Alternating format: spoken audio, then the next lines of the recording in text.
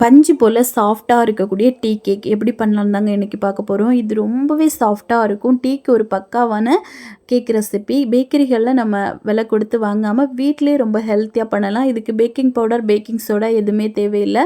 ரொம்பவே பஞ்சு போல் இருக்கும். பாருங்கள், இந்த அளவுக்கு பர்ஃபெக்டாக இப்போ எப்படி பண்ணலாம் அப்படிங்கிறத நம்ம பார்க்கலாம்.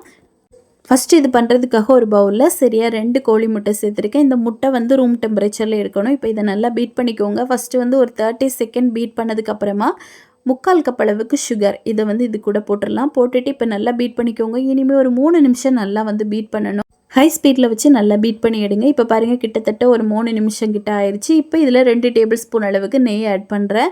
நீங்கள் வந்து எண்ணெய் சேர்க்கலாம், பட்டர் கூட உருக்கிட்டு சேர்க்கலாம். இனிமேல் ரொம்ப போட்டு மிக்ஸ் பண்ணக்கூடாது. ஜென்டிலாக இந்த மாதிரி மிக்ஸ் பண்ணுங்கள்.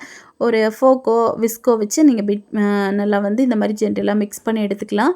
இப்போ இதில் 3/4 கப் அளவுக்கு மைதா மாவு இதை நல்லா சலித்து சேர்த்துக்கோங்க. அப்போ தான் இதில் எந்த கட்டிகளும் எதுவும் இருக்காது.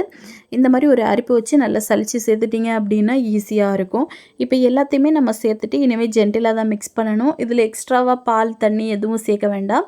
நல்லா ஜென்டிலாக மிக்ஸ் பண்ணால் போதும். உங்களுக்கு ஒரு வேளை இது மிக்ஸ் பண்ண வரல அப்படின்னா நீங்கள் பீட்டர் வச்சு ஒரு 2 செகண்டுக்கு மட்டும் பீட் பண்ணி எடுத்தால் போதும். இப்போ இதை வந்து 5 இன்ச்சில் இருக்கக்கூடிய ட்ரேயில் மாற்றிட்டு ஓடிஜியில் நான் 180 டிகிரியில் ஃபஸ்ட்டு வந்து ஒரு 10 மினிட்ஸ் ப்ரீ ஹீட் பண்ணிவிட்டு ஒரு 40 மினிட்ஸ் பேக் பண்ணி எடுக்க போகிறேன். ரொம்ப பர்ஃபெக்டாக நம்மளுக்கு ரெடி ஆகிடுச்சு பாருங்கள். இப்போ இதை வந்து நல்லா கூல் பண்ணிவிட்டு அதுக்கப்புறமா டிமோல்ட் பண்ணிடலாம். இப்போது எடுக்கும்போதும் பார்த்தீங்க அப்படின்னா அவ்வளோத்துக்கு சாஃப்டாக இருக்கும். நம்ம இந்த பட்டர் ஷீட்டை எடுக்கும்போது ரொம்ப சாஃப்டாக வரும். இப்போ எட்ஜஸை மட்டும் இந்த மாதிரி கட் பண்ணி எடுத்துடலாம். பாருங்கள் எவ்வளோ சாஃப்டாக இருக்குன்னு. கண்டிப்பாக நீங்களும் செஞ்சு பாருங்கள். செஞ்சு பார்த்துட்டு எப்படி வந்துச்சுன்னு கமெண்ட் பண்ணுங்கள். தேங்க்யூ.